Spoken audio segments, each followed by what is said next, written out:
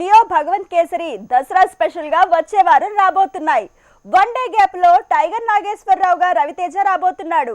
అయితే ఈ మూడు సినిమాల్లో పాన్ ఇండియా లెవెల్లో ఏ సినిమా రియాలిటీ ఎంత? పొరుగు రాష్ట్రాల్లో అసలు మార్కెట్ లో సీన్ ఎలా ఉండేలా ఉంది? భగవంత్ కేసరి, లియో, టైగర్ నాగేశ్వరరావు మూడు దసరా స్పెషల్ గా రానున్నాయి. అయితే వీటి మధ్య పోటీ అనే కంటే పొరుగు రాష్ట్రాల్లో వీటితో వీటికే పోటీ అనే పరిస్థితి ఉంది. ఏ మూవీకి అది ప్రూవ్ చేసుకోవాల్సిన ఛాలెంజ్లు ఎదురవుతున్నాయి. బాలయ్య నటసింహం అయినా భగవంత్ కేసరి సందడి తెలుగు రాష్ట్రాలతో పాటు కర్ణాటకలో, ఓవర్సీస్ లో సందడి చేసే అవకాశం ఉంది. కోల్వుడ్, మల్లువుడ్లో మాత్రం పెద్దగా హైప్ లేదు. అయినా తెలుగుకే ఈ సినిమా పరిమితమవటంతో, తెలుగు రాష్ట్రాల్లోనే క్రౌడ్ పుల్లర్ అవటంతో రవితేజ సినిమాకు, అలానే లియోకి ఇక్కడే ఇది పోటీ అనుకోవాల్సి వస్తోంది. టైగర్ నాగేశ్వరరావు మూవీకి కోలీవుడ్లో పెద్దగా హైప్ రావట్లేదట. తెలుగు రాష్ట్రాల్లో రవితేజ సినిమాకి ఢోకా లేదు. ఓవర్సీస్లో సందడి తక్కువే ఉండదు. ఎటొచ్చి ఈ పాన్ ఇండియా మూవీ మలయాళం, తమిళ మార్కెట్ ని ఊపేసే అవకాశాలే తక్కువగా కనిపిస్తున్నాయి. రవితేజ డబ్బింగ్ మూవీస్ కి యూట్యూబ్ లో మంచి వ్యూవర్షిప్ ఉంది.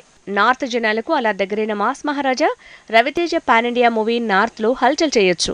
కానీ సౌత్ లో మాత్రం తెలుగు, కన్నడ రాష్ట్రాలకే తన సందడి పరిమితమయ్యేలా ఉంది. లియో మూవీకి తమిళ్తో సమానంగా తెలుగులో కూడా హైప్ వస్తోంది. కారణం ఖైదీ, విక్రమ్తో లోకేష్ కి ఇక్కడ మార్కెట్ పెరగటం.